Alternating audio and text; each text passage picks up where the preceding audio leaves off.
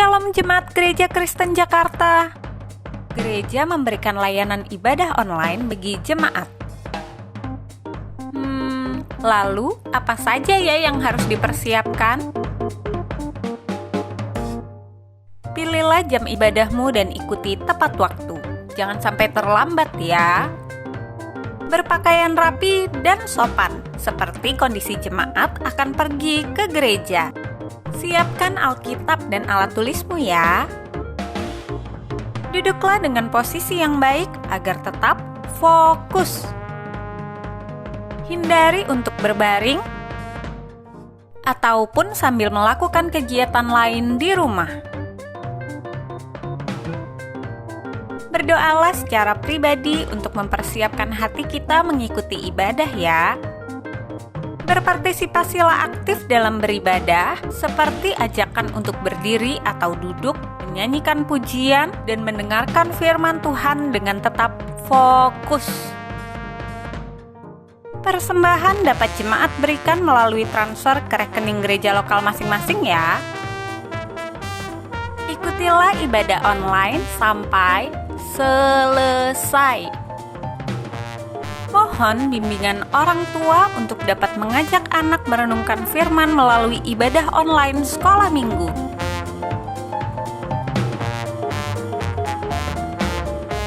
Selamat beribadah, Tuhan Yesus memberkati. Shalom Bapak Ibu yang dikasihi Tuhan. Kami mewakili BPJ dan segenap hamba Tuhan mengucapkan Kyonghi Sinyan Kailo Jasu Cufu. Pada kesempatan ini mari kita siapkan hati dan pikiran kita. Kita akan masuk ibadah kita pada pagi ini. Atas nama Allah Bapa, Putra dan Roh Kudus.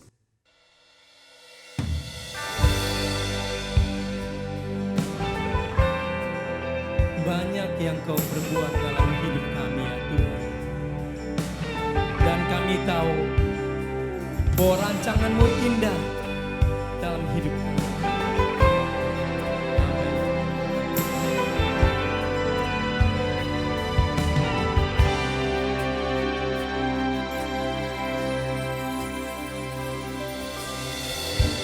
Banyak yang Kau perbuat di dalam hidupku. Rancangan indahmu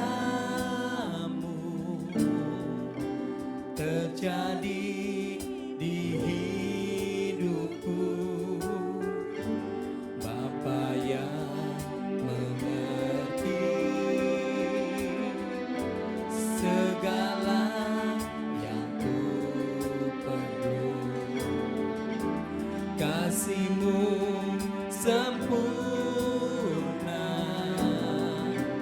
nyata dalam hidupku. Ku bersyukur Bapa, ku bersyukur Tuhan, buat kasih setia-Mu di dalam hidupku. Ku bersyukur. Ku bersyukur Bapa, ku bersyukur Tuhan, buat kasih setia-Mu di dalam hidupku. Ku bersyukur.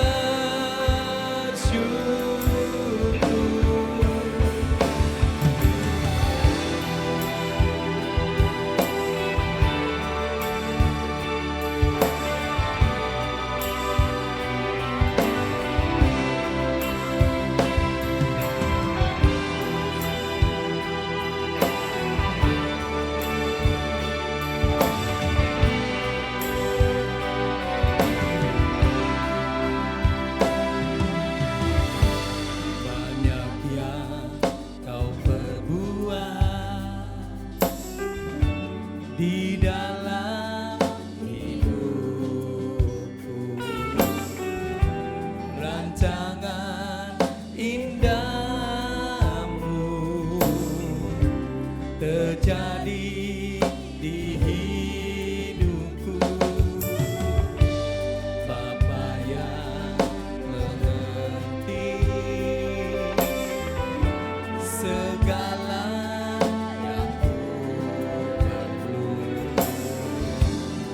kasih-Mu sempurna,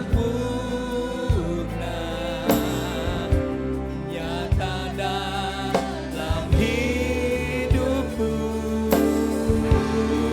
Ku bersyukur Bapa,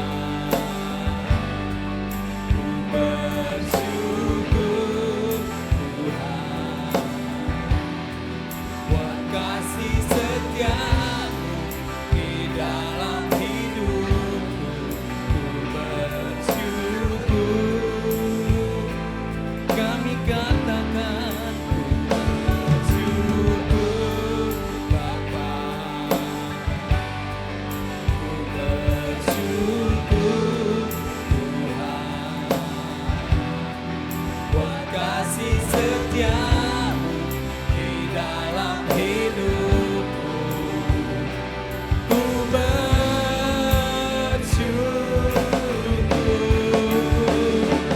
Tuhan.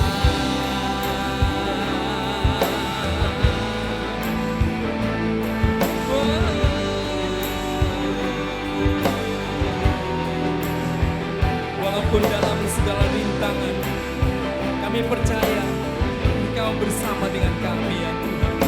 Dan kami tidak akan takut, kami tidak akan goyah.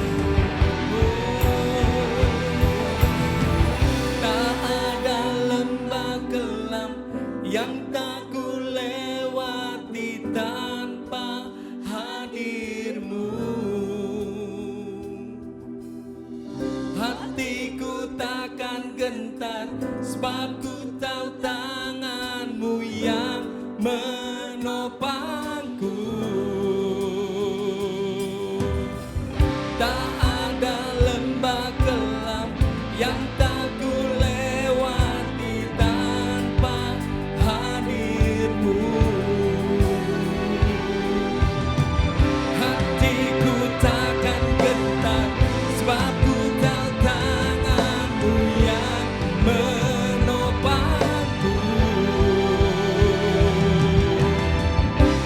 Kaulah Yesus, Kaulah Tuhan, hanya Kau ku percaya. Kaulah Yesus, Kaulah Tuhan, harapan hidupku. Oh, ku bersyukur Bapa, ku bersyukur Tuhan, buat kasih setia-Mu di dalam hidupku. Ku bersyukur, kami katakan ku bersyukur Bapa, bersyukur Tuhan, buat kasih setia-Mu di dalam hidupku. Ku bersyukur,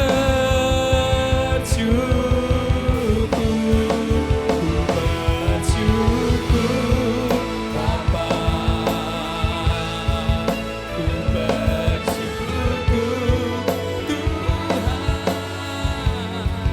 buat kasih setia-Mu di dalam hidupku.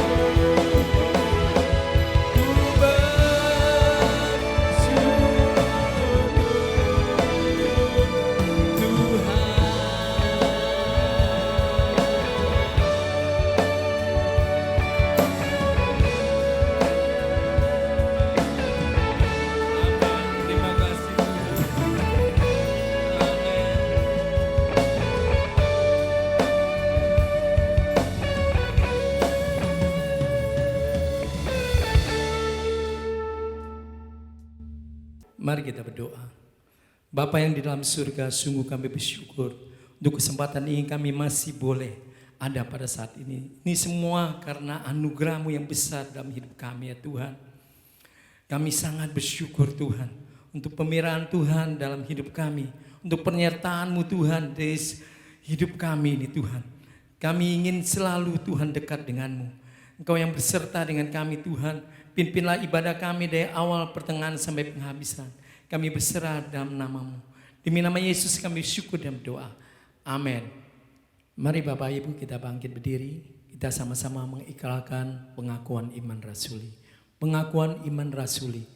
Aku percaya kepada Allah, Bapa yang Maha Kuasa, Khalik langit dan bumi, dan kepada Yesus Kristus anaknya yang tunggal Tuhan kita, yang dikandung daripada Roh Kudus, lahir dari anak darah Maria, yang menderita sengsara di bawah perintahan Pontius Pilatus, disalibkan, mati dan dikuburkan, turun dalam kerajaan maut, pada hari yang ketiga bangkit pula dari antara orang mati, naik ke surga, duduk di sebelah kanan Allah Bapa yang Maha Kuasa, dan dari sana ia akan datang untuk menghakimi orang yang hidup dan mati.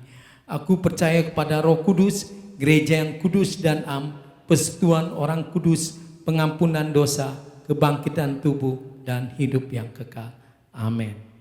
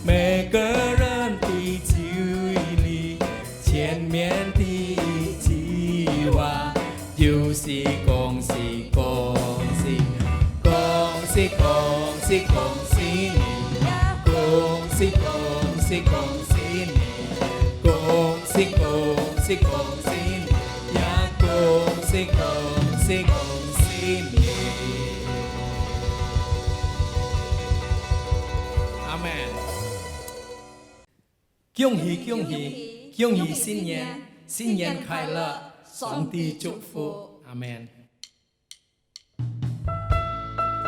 Sungguh alangkah baiknya bila kita bisa hidup rukun bersama. Amin.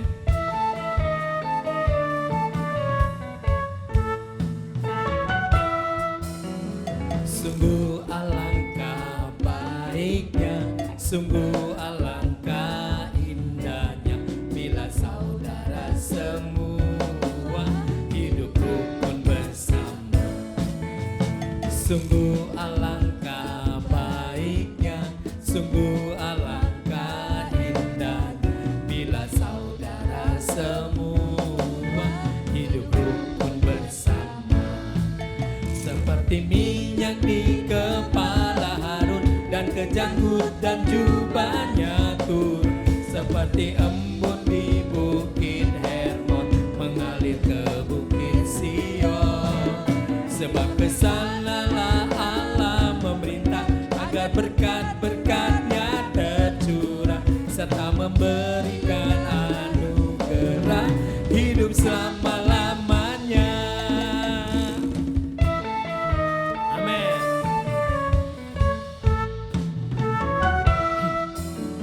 Sungguh alangkah baiknya, sungguh alangkah indahnya bila saudara semua hidup rukun bersama.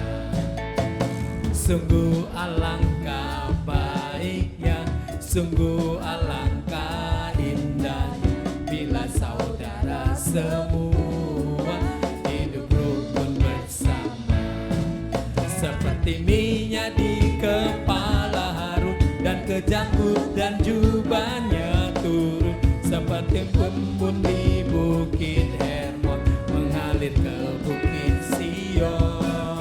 Sebab kesanalah Allah memerintah agar berkat-berkatnya tercurah, serta memberikan hidup selama-lamanya, seperti minyak di kepala Harun dan kejanggut dan jubahnya turun, serta pun di bukit Hermon mengalir ke bukit Sion. Sebab kesanalah Allah memerintah agar berkat-berkatnya tercurah, serta memberikan anugerah hidup selama-lamanya, serta memberikan anugerah hidup selama-lamanya, serta memberikan anugerah hidup selama-lamanya. Amin. Amin. Waktu saya persilakan untuk hambanya. Shalom, saudaraku yang dikasihi dalam Tuhan. Apa kabar saudara-saudaraku yang dikasihi dalam Tuhan, khususnya kepada jemaat Sinode Gereja Kristen Jakarta. Saudara, saya berdoa supaya saudara tetap selalu sehat, dan juga saya berdoa supaya saudara tetap dengan sukacita beribadah sekalipun secara online. Saudara, sudah tidak terasa hampir setahun kita mengikuti ibadah online. Dan saya terus berdoa supaya kita tetap dengan setia untuk mengikutinya, supaya kita bisa bertumbuh dalam iman kita. Saudara, hari ini adalah hari spesial, yaitu Tahun Baru Imlek, tepat hari yang ketiga, dan tidak terlambat bagi saya untuk mengucapkan selamat Tahun Baru Imlek. Kyung Hee Sin Nhan Mung An Thai Ka Pin On Song Ti Cufu. Amin saudara. Amin. Amin. Saudara, saya ucapkan terima kasih juga buat kesempatan ini. Saya boleh menyampaikan firman Tuhan kepada jemaat Sinode Gereja Kristen Jakarta. Tuhan Yesus memberkati. Hari ini kita akan belajar satu tema, yaitu berkat dalam kerukunan. Namun sebelum kita membaca firman, mari kita berdoa minta pimpinan Tuhan. Ya Tuhan, kami serahkan waktu pemberitaan firman. Biarlah Roh Kudus membantu kami semua, khususnya hamba-Mu untuk menyampaikannya. Engkau urapi dan Engkau pakai hamba-Mu yang sederhana ini. Dan berkatilah setiap umat-Mu, supaya kami semua dimampukan boleh mengerti dan boleh melakukan kebenaran firman yang kami dengar, sehingga kami bukan menjadi pendengar, tapi menjadi pelaku firman, dan hidup kami berkenan kepadamu. Kami serahkan waktu kami ini Tuhan, demi nama Yesus kami bersyukur dan berdoa. Amin. Saudara, mari kita baca dua bagian firman Tuhan. Yang pertama kita baca dalam Mazmur 133 ayat 1 sampai ayat yang ketiga. Mari kita buka Alkitab kita, saudara, kita akan baca sama-sama. Mazmur 133 ayat 1 sampai 3. 1, 2, 3. Nyanyian ziarah Daud. Sungguh alangkah baiknya dan indahnya apabila saudara-saudara diam bersama dengan rukun, seperti minyak yang baik di atas kepala meleleh ke janggut, yang meleleh ke janggut Harun dan ke leher jubahnya, seperti embun gunung Hermon yang turun ke atas gunung-gunung Sion. Sebab kesanalah Tuhan memerintahkan berkat, kehidupan untuk selama-lamanya. Lalu yang kedua kita baca dalam Filipi pasal yang kedua 1 sampai yang kelima. Filipi pasal yang kedua 1 sampai kelima kita baca sama-sama. 1, 2, 3. Jadi karena dalam Kristus ada nasihat, ada penghiburan kasih, ada persekutuan roh, ada kasih mesra dan belas kasihan. Karena itu sempurnakanlah sukacitaku dengan ini. Hendaklah kamu sehati sepikir dalam satu kasih, satu jiwa, satu tujuan. Dengan tidak mencari kepentingan sendiri atau puji-pujian yang sia-sia. Sebaliknya hendaklah dengan rendah hati yang seorang menganggap yang lain lebih utama daripada dirinya sendiri. Dan janganlah tiap-tiap orang hanya memperhatikan kepentingan sendiri, tapi kepentingan orang lain juga. Hendaklah kamu dalam hidupmu bersama menaruh pikiran dan perasaan yang terdapat juga dalam Kristus Yesus. Saudara, berbahagialah kita yang membaca, merenungkan, dan melakukan firman Tuhan dalam kehidupan kita sehari-hari. Saudara, kalau kita perhatikan dalam Mazmur 133 ayat 1 sampai 3, di sana menegaskan satu hal yang penting, yaitu rahasia untuk mengalami berkat Tuhan adalah hidup diam bersama dengan rukun atau hidup rukun. Kemudian juga ditegaskan seperti minyak yang baik di atas kepala dan seperti embun gunung Hermon yang turun. Saudara, bagian ini adalah menggambarkan tentang berkat Allah yang dicurahkan bagi setiap orang yang hidup diam bersama dengan rukun, yaitu berkat materi, berkat rohani, bahkan berkat jiwani, yaitu damai sejahtera. Itulah yang digambarkan, yang diajarkan di dalam Mazmur 133. Jadi saudara, sederhananya, jikalau kita ingin diberkati Tuhan, maka kita harus hidup diam bersama dengan rukun. Bukan dengan cara menempelkan tulisan fu dengan posisi terbalik. Supaya apa? Supaya berkat itu tumpah. Supaya berkat itu tercurah dalam kehidupan kita. Saudara, hari ini kan masih momen Imlek. Mari kita renungkan, saudara, mari kita perhatikan. Apakah kita masih lakukan seperti ini? Kalau kita mengaku sebagai orang percaya, tapi kita masih menempelkan tulisan fu berkat dengan posisi terbalik, supaya berkat itu tertumpah dalam keluarga kita atau rumah kita. Saudara, saya anjurkan setelah ibadah ini, saudara minta ampun, dan saudara copot, dan saudara buang tulisan fu yang terbalik itu. Mengapa, saudara? Karena itu tidak sesuai dengan kebenaran firman Allah. Karena itu tidak berkenan kepada Allah. Firman Tuhan mengajarkan berkat Tuhanlah yang menjadi kita kaya.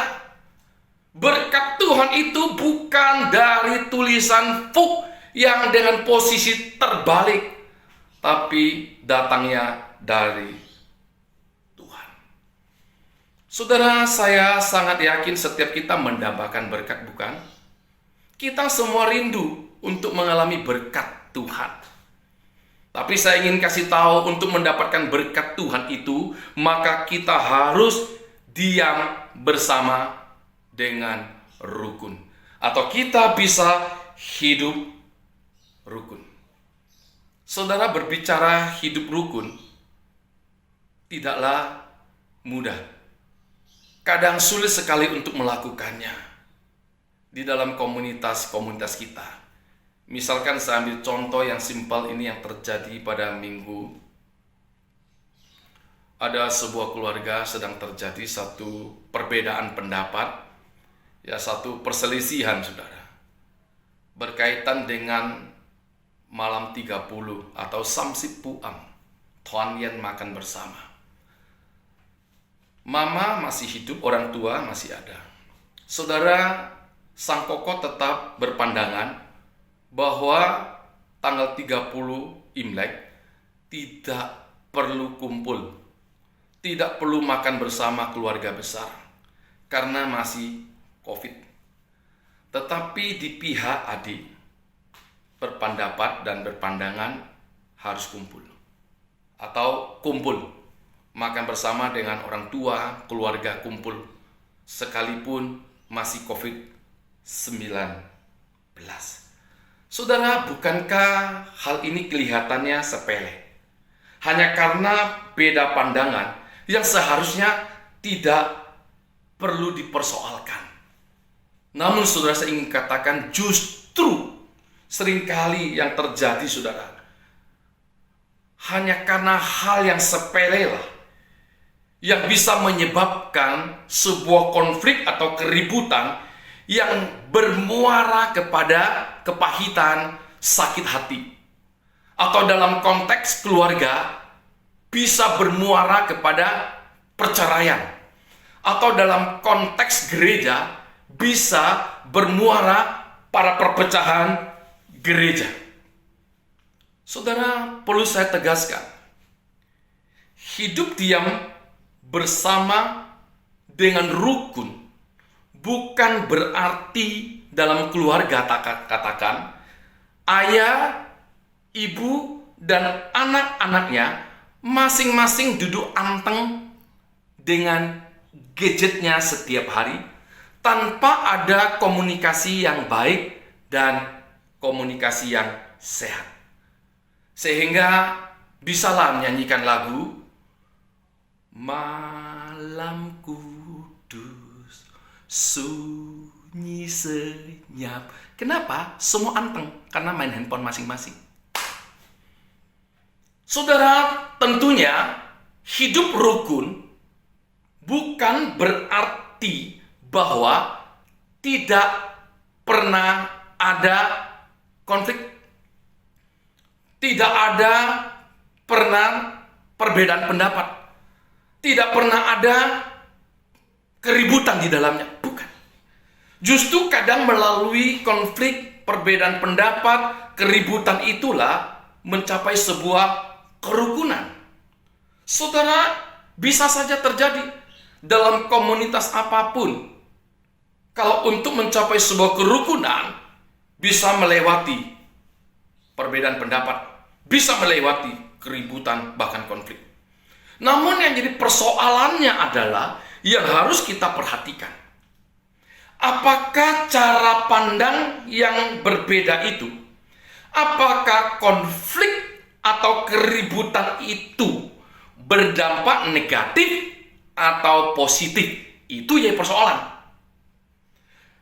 Berdampak negatif itu artinya apa? Artinya perbedaan cara pandang, konflik atau keributan itu berdampak pada perceraian dalam konteks keluarga, atau berdampak pada perpecahan dalam konteks bergereja, atau berdampak pada kepahitan, sakit hati dalam konteks relasi dan seterusnya. Itu dampak negatif. Dampak positif itu artinya apa?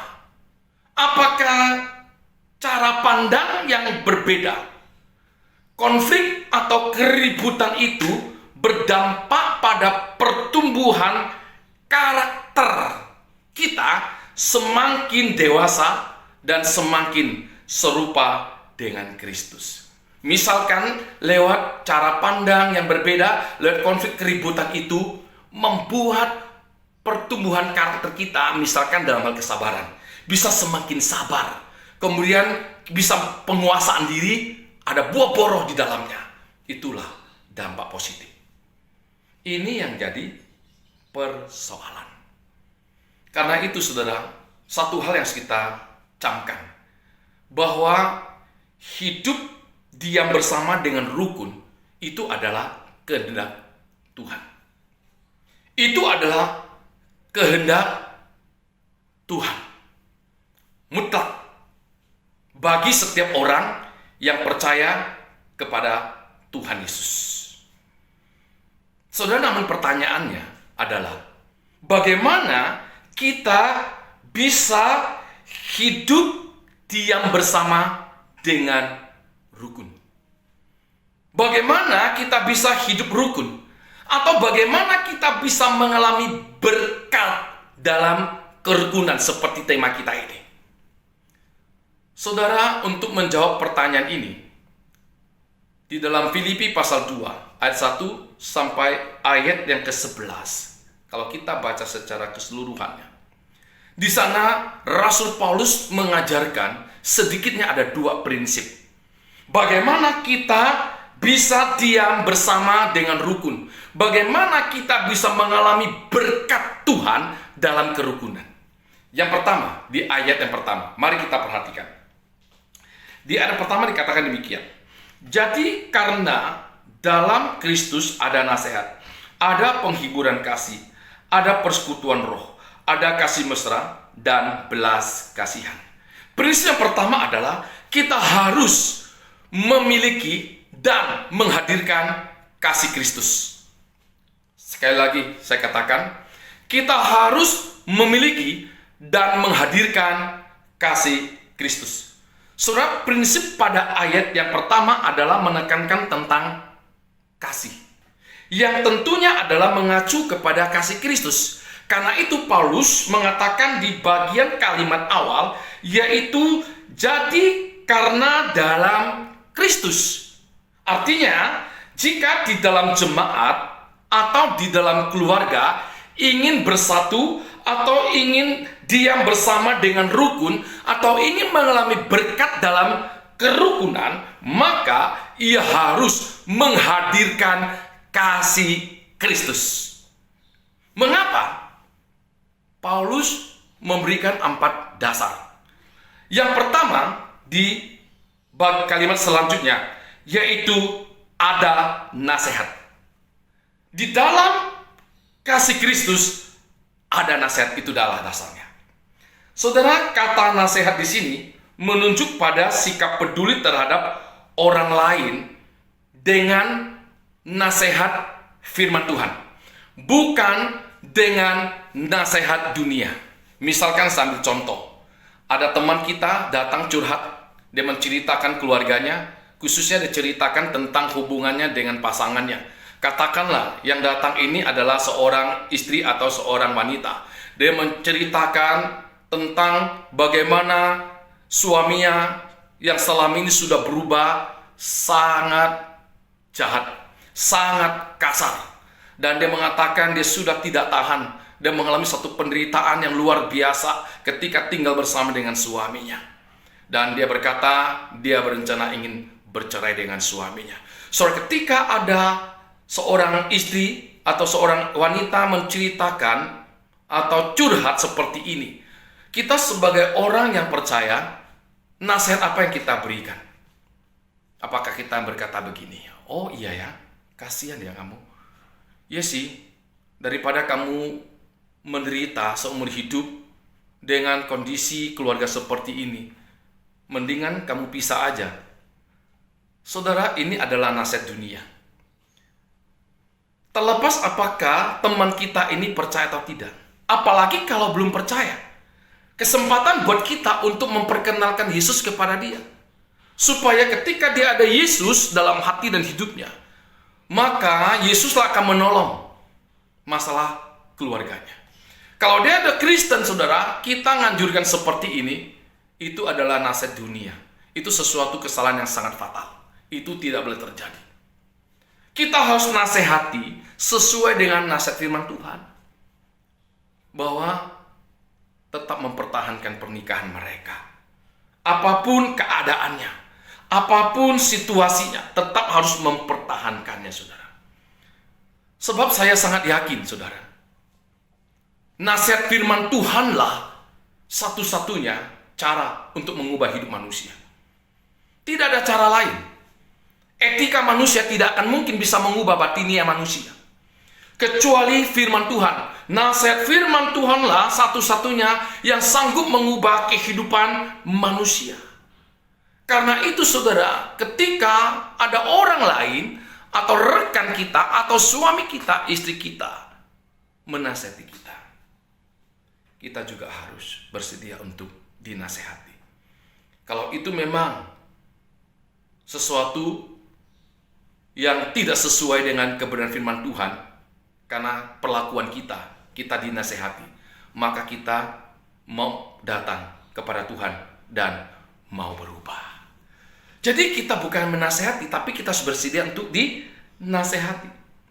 Saudaraku kasih Tuhan, inilah bagian yang pertama. Di dalam kasih Kristus ada nasihat. Saudara, coba kita renungkan selama ini, apakah kita lebih banyak cuek atau memberikan nasihat firman Tuhan ketika kita melihat ada anggota keluarga kita atau ada teman kita melakukan satu hal satu hal yang kurang wajar atau satu dosa. Misalkan saya ambil contoh yang lebih simpel.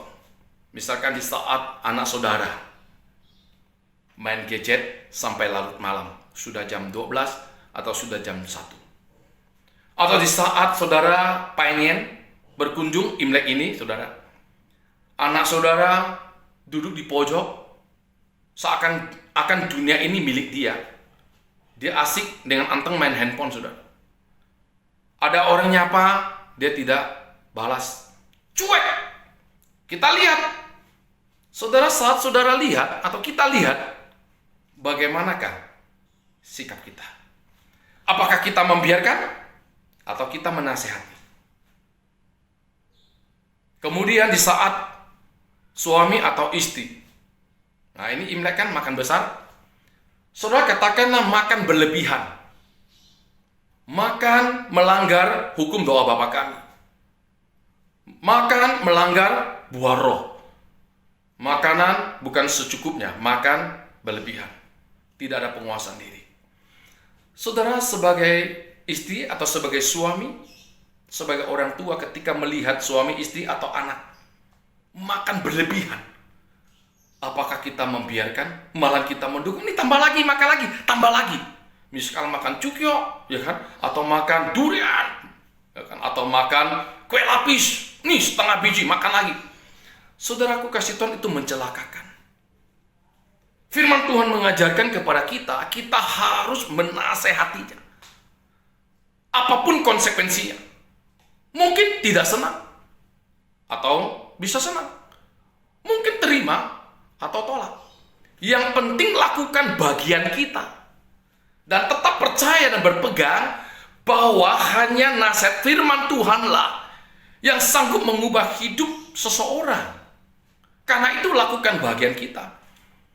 Dimanapun kita berada dalam komunitas apapun, apalagi dalam rumah tangga, sebagai orang tua ketika melihat anak, atau sebagai suami atau istri ketika melihat pasangan dalam satu situasi tidak wajar atau suatu hal yang tidak sesuai dengan firman Tuhan, nasihatilah, bukan menggurui, tapi menasehati. Karena itu saudara, kita perlu minta hikmat Allah ketika kita menasihati seseorang, supaya kita tidak mengandalkan kekuatan kita. Kita betul-betul mengandalkan kekuatan Roh Allah, supaya ketika kita menasihati, Roh Allah itulah yang mengendalikan semuanya itu. Saudara, inilah dasar yang pertama, mengapa kasih Kristus. Lalu yang kedua, di kalimat selanjutnya dikatakan apa? Ada penghiburan. Di dalam kasih ada penghiburan kasih. Di dalam kasih Kristus ada penghiburan kasih. Saudara, kata penghiburan kasih di sini menunjuk pada sikap ramah atau tidak kasar dalam hal perkataan. Maksudnya saudara, perkataan kita penuh kasih karunia. Perkataan kita, perkataan yang menghibur, perkataan yang membangun seseorang. Bukan perkataan mengumpat, bukan perkataan kotor, bukan perkataan mengutuki, saudara. Amsal 15 ayat 1 bagian B mengatakan apa? Perkataan yang pedas membangkitkan amarah. Perkataan yang mengumpat, perkataan yang menyakiti, perkataan yang mengutuk, itu membangkitkan amarah atau marah atau dendam. Tetapi di sisi lain dalam Amsal 16 ayat 24 mengatakan apa? Perkataan yang menyenangkan adalah seperti sarang madu, manis bagi hati, dan obat bagi tulang-tulang. Luar biasa firman Tuhan ini, saudara. Dalam Amsal mengkontraskan perkataan yang pedas dengan perkataan yang menyenangkan.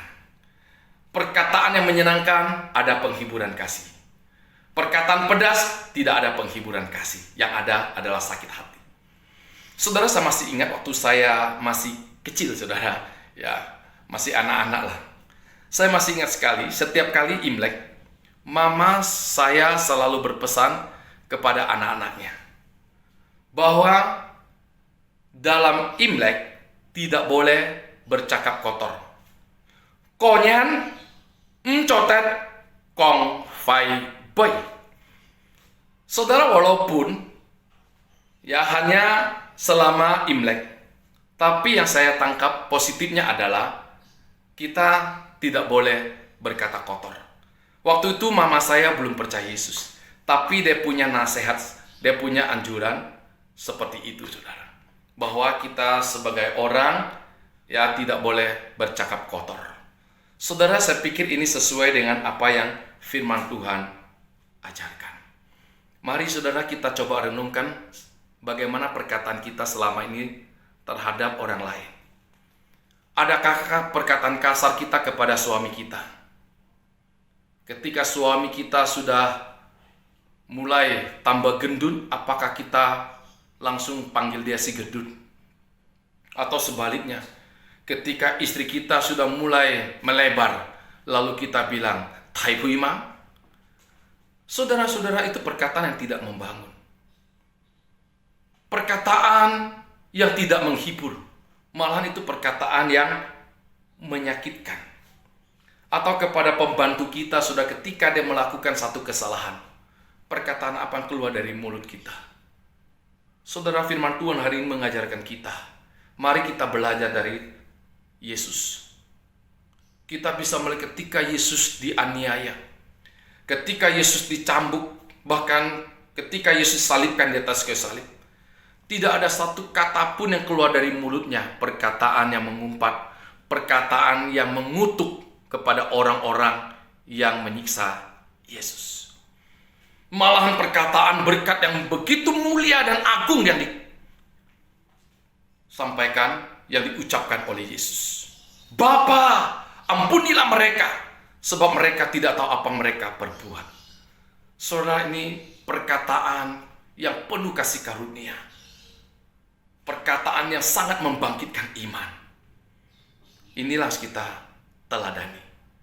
Di dalam kasih Kristus ada penghiburan kasih.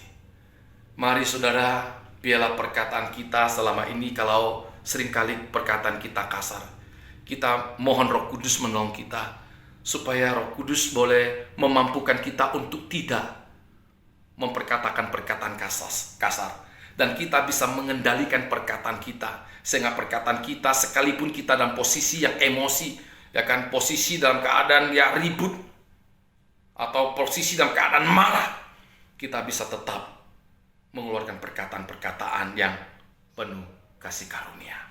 Saudara, inilah dasar yang kedua. Lalu dasar yang ketiga, di kalimat selanjutnya dikatakan adalah persekutuan roh. Di dalam kasih Kristus ada persekutuan roh. Saudara, persekutuan roh di sini menunjuk pada hidup yang dipimpin oleh Roh Kudus. Saudara, orang yang hidup yang dipimpin oleh Roh Kudus tidak akan mudah sakit hati. Tidak akan mudah kepahitan di saat dikecewakan atau di saat disakiti. Orang yang dipimpin oleh Roh Kudus akan bersedia untuk menerima segala nasihat, bahkan teguran firman Tuhan. Tidak memberontak, tetapi bersedia mau berubah ketika dinasehati atau ditegur. Orang yang dipimpin oleh Roh Kudus adalah orang yang mau berubah dan mau berbuah bagi Tuhan. Orang yang dipimpin oleh Roh Kudus tidak akan hidup dalam hawa nafsu dunia. Dalam Imlek ini tidak akan terbawa arus judi, tidak terbawa arus mabuk-mabukan, atau tindakan-tindakan duniawi yang tidak berkenan kepada Tuhan. Saudara, kalau hidup kita dipimpin oleh Roh Kudus, itulah kasih Kristus. Ada persekutuan roh. Saudaraku kasih Tuhan, coba kita renungkan hidup kita selama ini. Apakah kita selama ini sungguh-sungguh sudah dipimpin oleh Roh Kudus, atau justru dipimpin oleh Roh Kudus? Artinya hidup kita masih hidup dalam duniawi, hidup yang tidak berkenan kepada Tuhan. Mari kita berdoa supaya Tuhan menolong kita, supaya kita betul-betul bisa memiliki kasih Kristus dalam hal persekutuan roh, yaitu hidup dipimpin oleh Roh Kudus. Lalu yang terakhir, di bagian kalimat selanjutnya dikatakan kasih mesra dan belas kasihan. Di dalam kasih Kristus ada kasih mesra dan belas kasihan. Surat kedua kata ini menunjuk pada sikap hati yang empati terhadap orang lain. Ketika melihat orang susah, bisa ikut susah. Seperti yang dikatakan Paulus di dalam Roma pasal 12 ayat 15. Di sana Paulus katakan, bersukacitalah dengan orang yang bersukacita, dan menangislah dengan orang yang menangis.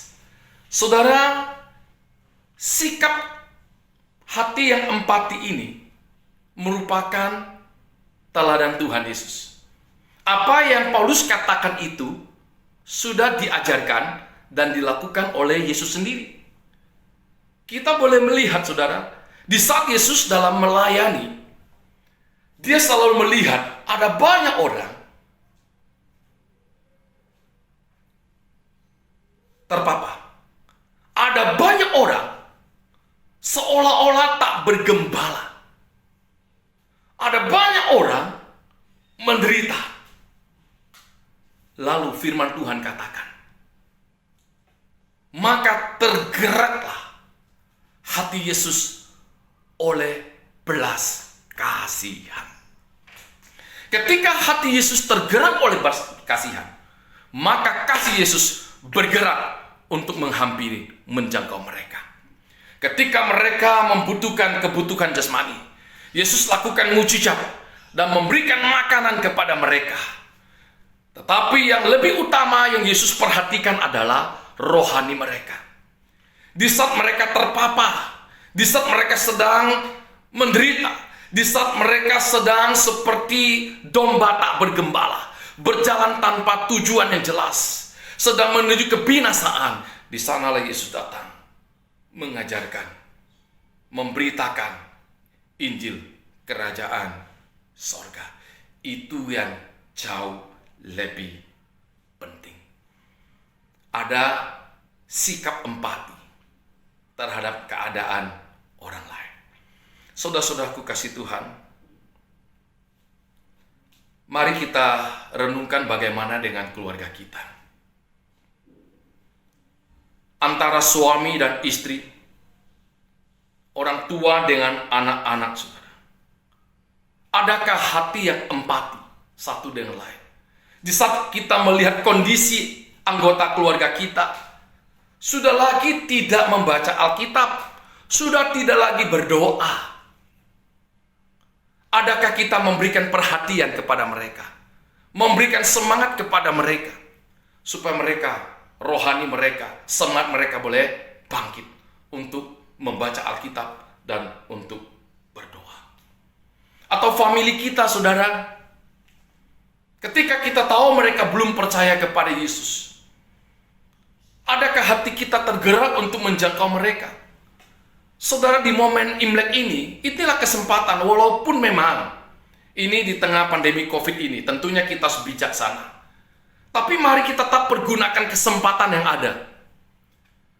Kita mau datang untuk memakai kesempatan Imlek ini, menjangkau anggota famili kita yang belum percaya kepada Yesus.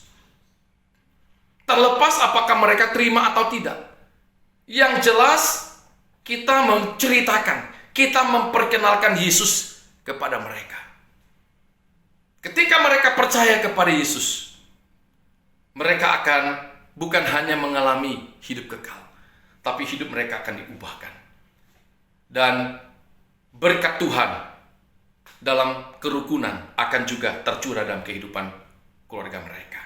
Jadi bukan hanya keluarga kita. Saudara, jadi inilah yang dimaksudkan kasih mesra dan belas kasihan. Saudara-saudaraku kasih Tuhan, jika kita menghadirkan kasih Kristus dalam keluarga kita, atau dalam bergereja, di tempat kerja kita, maka bukan hanya berkat materi yang kita terima, tetapi juga berkat keharmonisan dalam keluarga kita, dalam komunitas apapun. Dan damai sejahtera dari Allah akan tercurah dalam keluarga kita, dalam komunitas apapun kita berada. Kemudian keluarga kita juga akan menjadi saluran berkat bagi keluarga lain dan memuliakan nama Tuhan. Kalau kita menghadirkan kasih Kristus. Saudara, inilah prinsip yang pertama yang bisa kita pelajari. Bagaimana kita bisa diam bersama dengan rukun, atau bagaimana kita bisa mengalami berkat dalam kerukunan, yaitu kita harus memiliki dan menghadirkan kasih Kristus. Lalu yang kedua, saudara, kita perhatikan di ayat yang kedua sampai ayat yang ke-11 harusnya, namun kita fokus di ayat yang kelima. Saudara, mari kita baca di ayat yang kelima. Demikian bunyi firman Tuhan. Hendaklah kamu dalam hidupmu bersama menaruh pikiran dan perasaan yang terdapat juga dalam Kristus Yesus. Saudara, prinsip yang kedua yaitu kita harus memiliki pikiran dan perasaan seperti Kristus. Saudara, dikatakan di ayat 5 bagian A, hendaklah kamu dalam hidupmu bersama. Artinya apa, saudara? Artinya semua orang yang telah ditebus oleh darah Yesus harus memiliki kebersamaan, memiliki kesehatian di dalam Kristus, yaitu dalam hal pikiran dan perasaan. Saudaraku kasih Tuhan, apa maksud pikiran dan perasaan seperti Kristus? Dalam konteks ayat 2 sampai ayat 11, di sana Rasul Paulus memberikan sedikitnya ada 4 ciri orang yang hidup memiliki pikiran dan perasaan seperti Kristus. Ciri yang pertama di ayat yang kedua dikatakan demikian. Karena itu sempurnakanlah sukacitaku dengan ini. Hendaklah kamu sehati sepikir dalam satu kasih, satu jiwa, satu tujuan. Saudara, dari ayat ini ciri yang pertama yaitu kesehatian. Maksud pikiran dan perasaan Kristus itu adalah kesehatian, kesatuan. Saudara, Paulus mengatakan, hendaklah kamu sehati sepikir dalam satu kasih, satu jiwa, dan satu tujuan. Ini berarti apa? Ini berarti semua tindakan atau semua keputusan yang kita ambil, baik di dalam keluarga, baik di gereja, ataupun dimanapun kita berada, saudara, itu semua harus memuliakan Tuhan. Bukan untuk kemuliaan diri kita sendiri, tapi untuk kemuliaan Tuhan. Karena itu, saudara, jikalau suami istri bisa bersehati, walaupun ada banyak perbedaan, walaupun bisa saja terjadi keributan, saudara, namun kalau ada kesehatian untuk mencapai goal itu, yaitu kemuliaan Allah, maka saudara, saya sangat yakin sukacita itu akan nyata dalam hidupnya. Karena itu Paulus katakan, sempurnakanlah sukacitaku ini. Atau di dalam konteks katakan di dalam gereja. Kalau di dalam gereja kita punya kesehatian, sekalipun ada banyak perbedaan, tapi tujuannya adalah untuk memuliakan Tuhan, maka di dalam gereja itu akan penuh dengan sukacita. Dan ketika kita melayani dengan sukacita, dan Tuhan akan disenangkan. Saudara, berbicara tentang kesehatian atau kesatuan, itu merupakan kerinduan Yesus. Bukankah itu juga merupakan doa Yesus bagi murid-muridnya yang dicatat dalam Yohanes pasal 17? Yesus berdoa untuk murid-muridnya supaya murid-muridnya bisa bersatu. Supaya murid-muridnya bisa bersehati dan rukun dalam menggenapi tujuan Allah, yaitu memberitakan Injil Kerajaan Allah dan memuliakan Allah. Bukan saling mencari kepentingan sendiri, bukan saling mencari posisi atau kedudukan di dalam komunitas yang ada. Karena itu satu hal yang kita renungkan, saudara. Selama ini Adakah sesuatu yang menghalangi kita untuk sulit bersatu? Adakah sesuatu hal yang menghalangi kita sulit untuk bersehati dan rukun dalam keluarga kita atau di dalam pelayanan kita? Saudara, mari kita renungkan. Dan supaya kita bisa betul-betul hidup sesuai apa yang Tuhan mau. Inilah ciri yang pertama. Lalu ciri yang kedua, di ayat yang ketiga di bagian A. Dikatakan apa? Di bagian 3, bagian A. Sebaliknya, di bagian 3A, dengan tidak mencari kepentingan sendiri atau puji-pujian yang sia-sia. Ciri yang kedua masuk pikiran dan perasaan seperti Kristus adalah tidak mencari puji-pujian yang sia-sia. Saudara, pada dasarnya setiap kita pasti ingin dipuji, bukan? Saudara suka dipuji? Saya juga suka dipuji. Saudara, misalkan pada saat kita masak satu masakan, saudara, ketika kita sudah bikin masakan itu, lalu pasangan kita, ya suami, istri, atau mungkin anak atau siapalah, mencicipi makan itu. Di dalam hati kita akan bertanya-tanya. Dan akhirnya tercetus kita bertanya, enak nggak masakanku ini? Saudara, ketika orang yang menikmati masakan kita ini berkata begini, wow, makananmu hari ini enaknya luar biasa. Makananmu ini sangat luar biasa enaknya. Saudara, gimana hati kita? Senang nggak? Senang. Sukacita? Sukacita, saudara. Tapi bagaimana sebaliknya ketika komentarnya berbeda? Dia mengatakan begini, waduh, dari bentuknya, dari warnanya, dari masakannya ini, udah kelihatan nggak enak. Belum coba, udah bilang nggak enak. Saudara, gimana hati kita? Sedih nggak? Saya yakin pasti sedih. Kecewa mungkin nggak. Sedih? Ya pasti sedih. Ya, senang? Ya mungkin kita nggak senang. Kenapa? Karena komentarnya seperti itu. Saudara, inilah kalau kita mencari pujian manusia. Seringkali pujian manusia itu bisa mengecewakan kita. Karena itu kita kembali belajar dari Tuhan Yesus. Kita ikut teladan Tuhan Yesus. Berkaitan dengan pikiran dan perasaan seperti Kristus. Kita melihat pelayanan Yesus, saudara. Di dalam perjalanan pelayanan Yesus, ada banyak mujizat yang dilakukan oleh Yesus. Satu hal yang luar biasa. Yesus tidak mencari puji-pujian manusia. Semua dilakukan oleh Yesus, mujizat dilakukan oleh Yesus, hanya untuk memuliakan Bapa yang di surga. Biar kemuliaan Allah dinyatakan lewat mujizat itu. Bukan untuk pujian yang sia-sia dari manusia. Jadi orientasi Yesus dalam pelayanan bukan pujian. Tetapi orientasinya adalah kemuliaan Bapa. Saudara, inilah yang harus kita perhatikan. Di saat dalam keluarga, kadang kita melakukan banyak hal. Sebagai suami, sebagai istri, kita melakukan banyak hal, tapi tidak dapat pujian yang sepantasnya. Saudara, kalau kita mengerti firman Tuhan hari ini, maka saya percaya kita tidak akan kecewa. Kita tidak akan menyerah. Dan kita akan melakukan segala sesuatu dengan motivasi yang tulus. Bahkan saat kita dipuji, kita tidak akan lupa diri. Saat kita tidak dipuji, kita tidak akan kecil hati. Melainkan kita terus melakukan apa menjadi bagian kita di dalam kita berkomunitas.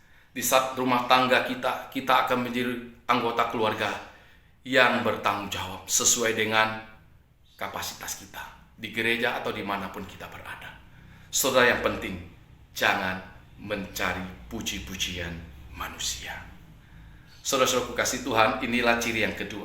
Lalu ciri yang ketiga, yaitu di ayat yang ketiga bagian B. Di sana dikatakan, sebaliknya, hendaklah dengan rendah hati yang seorang menganggap yang lain lebih utama daripada dirinya sendiri. Ciri yang ketiga adalah rendah hati. Pikiran dan perasaan seperti Yesus, maksudnya adalah cirinya rendah hati.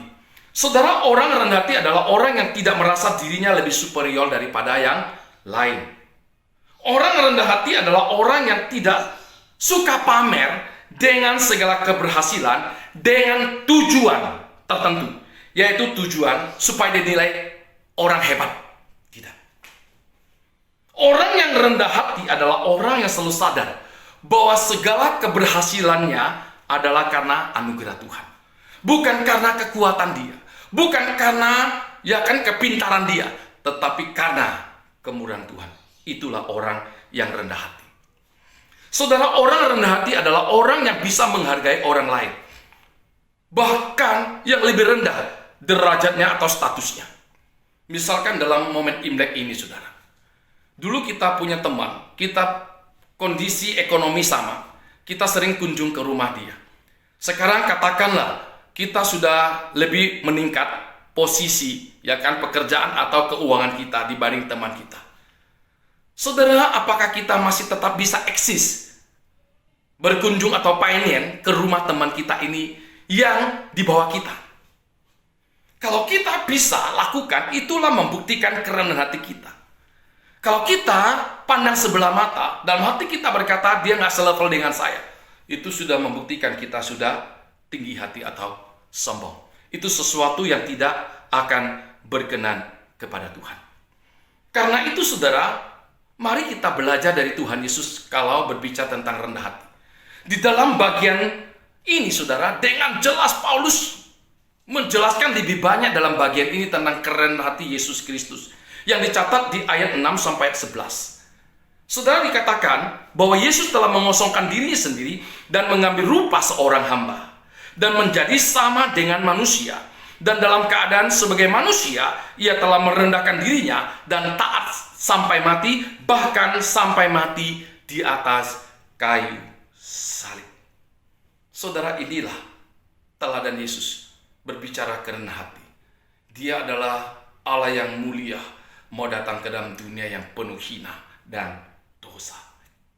Jadi saudara, jika kita ingin memiliki pikiran dan perasaan seperti Yesus dalam hal kerendahan hati, maka kita pasti akan hidup diam bersama dengan rukun. Kita tidak akan menjadi troublemaker dalam sebuah komunitas, baik di keluarga, di gereja, dimanapun kita berada. Melainkan kita akan menjadi berkat kalau kita bisa rendah hati. Saudara, kita renungkan selama ini kita lebih rendah hati atau tinggi hati? Hanya kita yang tahu. Saudara, ciri yang terakhir. Mari kita lihat ciri yang terakhir di ayat 4. Di sana dikatakan, dan janganlah tiap-tiap orang hanya memperhatikan kepentingannya sendiri, tetapi kepentingan orang lain juga. Ciri yang keempat, yaitu tidak memperhatikan kepentingannya sendiri. Atau boleh saya sederhanakan, tidak egois. Saudara, orang yang tidak egois pasti selalu memperhatikan kepentingan orang lain dalam segala kebutuhan. Saudara, pernah kita sadari bahwa penghalang terbesar untuk diam bersama dengan rukun adalah egois. Boleh saya katakan lebih keras, bahwa sifat egois itu bukan karakter Kristus, tetapi karakter iblis. Sekali saya katakan, sifat egois itu bukan karakter Kristus, tetapi karakter iblis. Saudara, orang yang egois adalah orang selalu menuntut orang lain harus sesuai dengan semua keinginan dan kehendaknya, tanpa ia menyadari akan segala kekurangannya. Orang yang egois adalah orang yang selalu merasa dirinya paling benar, merasa dirinya yang paling rohani, semuanya yang paling, dibandingkan dengan orang lain, tanpa ia menyadari akan segala keterbatasannya. Saudara, inilah ciri yang keempat berkaitan dengan pikiran perasaan seperti Kristus, yaitu tidak egois. Saudara, mari coba kita introspeksi hidup kita selama ini. Apakah kita termasuk orang egois? Atau termasuk orang yang selalu mau memperhatikan kepentingan orang lain. Saudara, jadi kesimpulannya, untuk kita dapat hidup diam bersama dengan rukun, atau dapat mengalami berkat Tuhan dalam kerukunan, maka kita harus lakukan dua prinsip ini. Yang pertama yaitu kita harus memiliki dan menghadirkan kasih Yesus. Yang kedua, kita harus memiliki pikiran dan perasaan seperti Kristus. Kalau kita sudah memiliki dua prinsip ini, maka saya percaya Allah pasti akan memerintahkan berkat-Nya atas kehidupan kita dan keluarga kita, bahkan masa depan kita dari sekarang sampai selama-lamanya. Amin, saudara. Berkat Tuhan yang terindah bukan hanya soal harta kekayaan, melainkan juga soal hati hidup yang dipenuhi dengan kedamaian atau dengan damai sejahtera. Seperti yang diajarkan oleh Yesus di khotbah di bukit dalam Matius 5 ayat 9. Di sana Yesus katakan apa? Berbahagialah orang yang membawa damai, karena mereka akan disebut anak-anak Allah. Artinya apa, saudara? Artinya kalau kita bisa hidup rukun dan bisa membawa damai, maka saudara, kita akan menjadi anak-anak Allah yang dikenal dan yang dikenang oleh Allah. Bukan ditolak oleh Allah, tapi dikenang oleh Allah.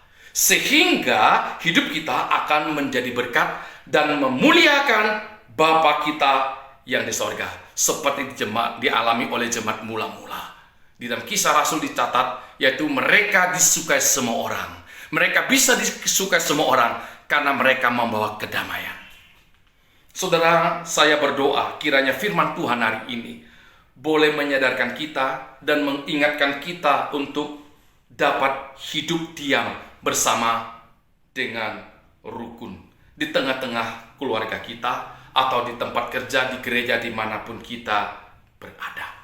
Dan saya berdoa juga, saudara, supaya berkat Tuhan dalam kerukunan, yaitu berkat damai sejahtera dan sukacita dari Allah Bapa, Allah Anak, dan Allah Roh Kudus berlimpah dalam kehidupan keluarga saudara dan dalam kehidupan keluarga saya, mulai sekarang sampai selama-lamanya.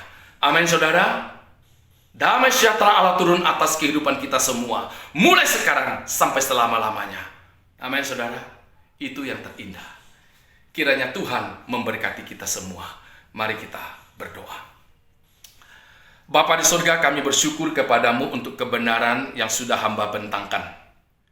Roh Kudus, tolonglah kami supaya kami boleh mengerti kebenaran-Mu hari ini dan kami boleh melakukannya, yaitu rahasia mengalami berkat Tuhan, yaitu hidup rukun. Tuhan, kami bersyukur untuk kebenaran-Mu, walaupun suara hamba-Mu sudah berhenti berbicara, tapi hamba berdoa, biarlah Engkau materaikan firman-Mu ini dalam hati setiap kami, dimanapun kami berada, supaya kami semua boleh melakukan firman-Mu dan hidup kami boleh menyenangkan hati-Mu. Terima kasih Tuhan, hamba juga berdoa, berkatilah gereja-Mu, yaitu Sinode Gereja Kristen Jakarta, supaya melalui gereja-Mu ini ada banyak jiwa-jiwa boleh dimenangkan untuk kemuliaan nama-Mu. Terima kasih Bapa, inilah doa hamba-Mu, demi nama Yesus kami bersyukur dan berdoa. Amin. Tiba saatnya kita akan memberikan yang terbaik bagi Tuhan. Mari kita siapkan untuk Tuhan yang terbaik.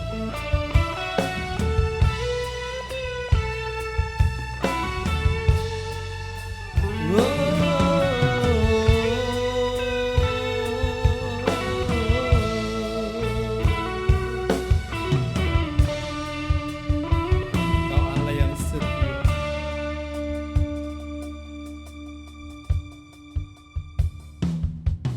Kau Allah yang setia, Bapa yang mulia,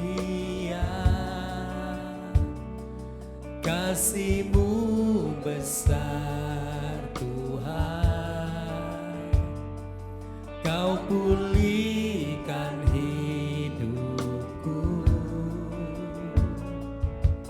Kaulah harapanku,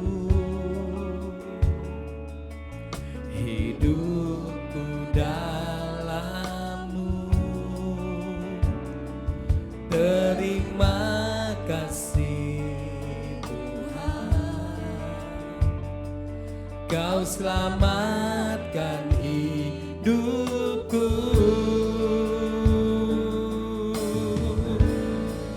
Dengan apa kan ku balas segala kebaikan-Mu? Segenap hatiku menyembah-Mu Yesus, ku bersyukur padamu selamanya.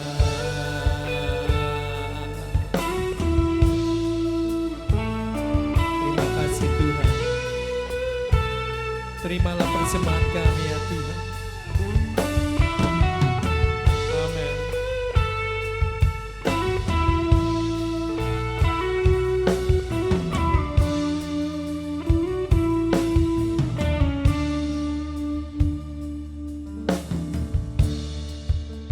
Mari kita katakan, Kau Allah yang setia,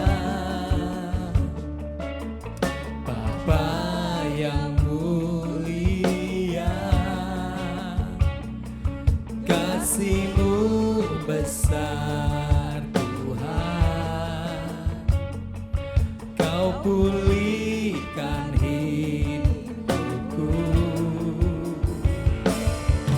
Kaulah harapanku, hidupku dalam-Mu. Terima kasih Tuhan, Kau selamatkan hidupku. Dengan apa kan ku balas segala kebaikan-Mu? Segenap hatiku menyembah-Mu Yesus, ku bersyukur padamu. Dengan apa kan ku balas segala kebaikan-Mu? Segenap hatiku menyembah-Mu Yesus, ku bersyukur padamu selamanya. Oh, selamanya. Oh, selamanya. Oh, selamanya.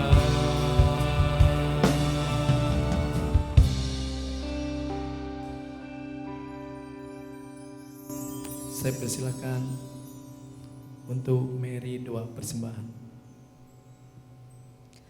Bapa Surgawi ya Tuhan, kami bersyukur ya Bapa kalau pada hari ini kami diberi kesempatan untuk boleh beribadah kepada Engkau ya Tuhan. Tuhan, sungguh kami bersyukur atas kasih dan pemeliharaan-Mu Bapa dalam hidup setiap kami ya Tuhan. Kami boleh ada sampai hari ini semua karena anugerah-Mu ya Tuhan. Tuhan, sebentar kami akan memberikan persembahan ya Bapa yang daripada-Mu juga ya Tuhan. Ya Tuhan, berkati tangan-tangan yang memberi maupun yang belum dapat memberi ya Tuhan. Tuhan, sucikan, kuduskan, kiranya melalui persembahan ini boleh dipakai untuk perluasan kerajaan-Mu di tempat ini.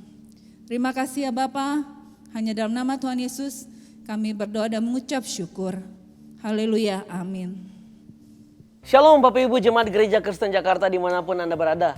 Senang sekali saya Emso Martins bisa berjumpa kembali dengan saudara dalam Warta Sinode GKJ. Mari kita simak warta berikut ini. Syarat dan ketentuan bagi calon pasangan suami istri yang akan melangsungkan pemberkatan nikah kudus di Gereja Kristen Jakarta dapat dilihat di akun Instagram Sinode Gereja Kristen Jakarta di Sinode_Gereja_Kristen_Jakarta. Kelas Christian Worldview akan diadakan pada hari Selasa 16 Februari 2021 dengan tema membedakan struktur dan arah, dibawakan oleh Guru Injil Antoni Samosir. Kelas ini akan diadakan secara virtual melalui Zoom meeting. Kelas SMK Buku 1 akan diadakan pada hari Kamis 18 Februari 2021 pukul 7 malam hingga selesai dengan tema Roh Kudus, pribadi dan karyanya dalam hidup orang percaya. Peserta Room 1 dilayani oleh Guru Injil Suanius Bong. Peserta Room 2 dilayani oleh Guru Injil Antoni Samosir. Kiranya seluruh peserta kelas SMK 1 dapat mempersiapkan diri untuk mengikuti tepat waktu.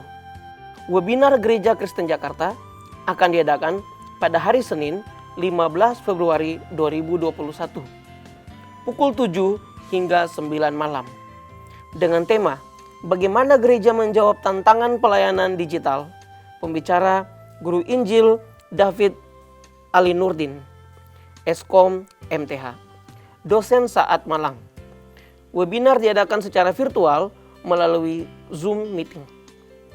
Meeting ID dan passcode dapat dilihat dalam e-flyer yang tersedia. Mengundang majelis, BPJ, hamba Tuhan, dan tim digital ministry CGKJ untuk mengikutinya. Webinar Gereja Kristen Jakarta khusus bagi hamba Tuhan, Family Care Center atau FCC, partner dan para mentor GKJ diadakan pada hari Sabtu 27 Februari 2021 pukul 4 hingga 6 sore dengan tema konseling pastoral. Pembicara Yohana Rosalina K. PhD. Dan hari Sabtu 6 Maret 2021 pukul 4 sore hingga 6 sore dengan tema empati bagi yang terluka dengan pembicara Aileen P. Mamahit PhD. Webinar diadakan secara virtual melalui Zoom meeting. Meeting ID dan passcode dapat dilihat dalam e-flyer yang tersedia.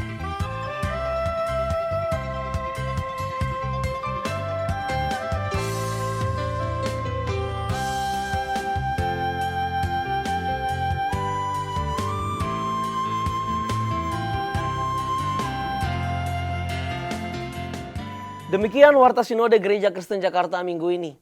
Terima kasih atas perhatian Bapak Ibu, Saudara-saudari. Tuhan Yesus memberkati.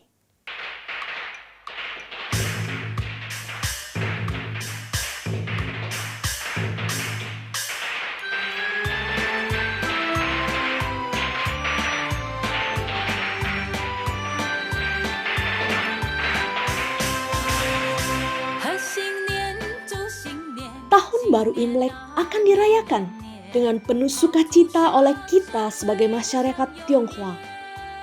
Dan menjadi kebiasaan untuk menyambut tahun baru Imlek, setiap kita membersihkan rumah agar suasana tampak berbeda, bersih, indah, dan tampak baru.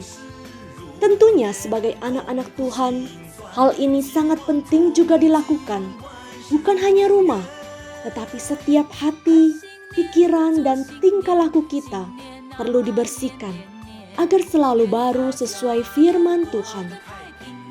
Suasana Imlek yang ceria, yang saling mengunjungi dan mengucapkan salam dan berkat, penuh harapan akan masa depan yang lebih baik, dan sukacita anak-anak dan orang tua yang akan mendapatkan berkat, menjadi momen yang penting bagi kita untuk menyatakan kasih Kristus kepada saudara-saudara kita, secara khusus bagi yang belum percaya kepada Yesus. Berilah perhatian yang lebih kepada mereka. Walaupun di masa COVID tidak memungkinkan kita untuk saling berkunjung secara fisik, tetapi dapat dilakukan melalui video call. Kiranya berkat yang paling bernilai yaitu kasih Yesus Kristus, juga dapat mereka rasakan dan miliki. Doakan agar seluruh jemaat mempersiapkan tahun baru Imlek dengan hati, pikiran, dan tingkah laku yang baru sesuai dengan firman Tuhan dan menyatakan kasih Yesus kepada saudara dan famili mereka.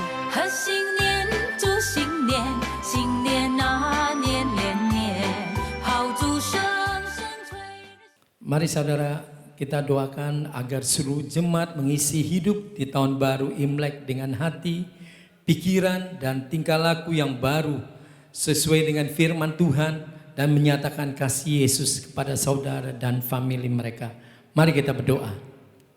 Bapa dalam surga, sungguh kami bersyukur pada kesempatan ini kami boleh berdoa untuk saudara-saudara kami yang bersama-sama dengan kami merayakan Imlek ya Tuhan. Kau juga memberikan setiap kami akal budi yang sehat Tuhan, supaya kami dapat membedakan mana yang berkenan kepada Engkau Tuhan.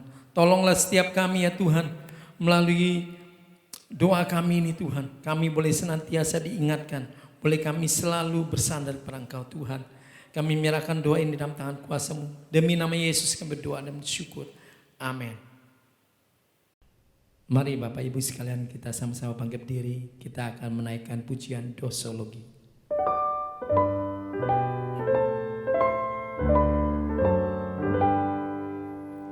Puji Allah Bapa Putra,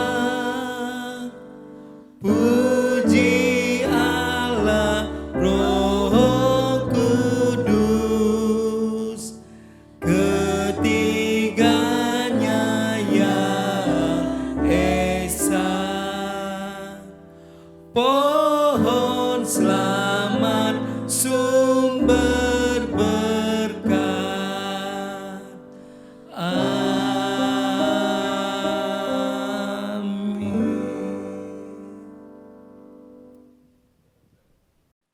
Jemaat Gereja Kristen Jakarta yang sangat Tuhan Yesus sayangi. Kembalilah ke aktivitas setiap harimu bersama Tuhan. Lakukanlah seluruh kegiatanmu di dalam Tuhan dan mengandalkan Tuhan. Ingat untuk tetap menjadi berkat dan menjangkau jiwa bagi hormat dan kemuliaan nama Tuhan. Mari kita menghadapkan hati kita, wajah kita, dan seluruh kehidupan kita untuk menerima berkat daripada Tuhan. Sesungguhnya sukacita dan damai sejahtera dari Allah Bapa. Sesungguhnya keselamatan kekal dan kemenangan sejati di dalam Tuhan Yesus Kristus. Bahkan sesungguhnya penyertaan dan persekutuan bersama Allah Roh Kudus menyertai setiap kita mulai hari ini sampai selama-lamanya. Amin. Amin.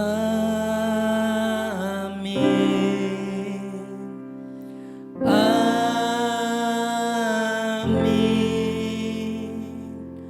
Amin.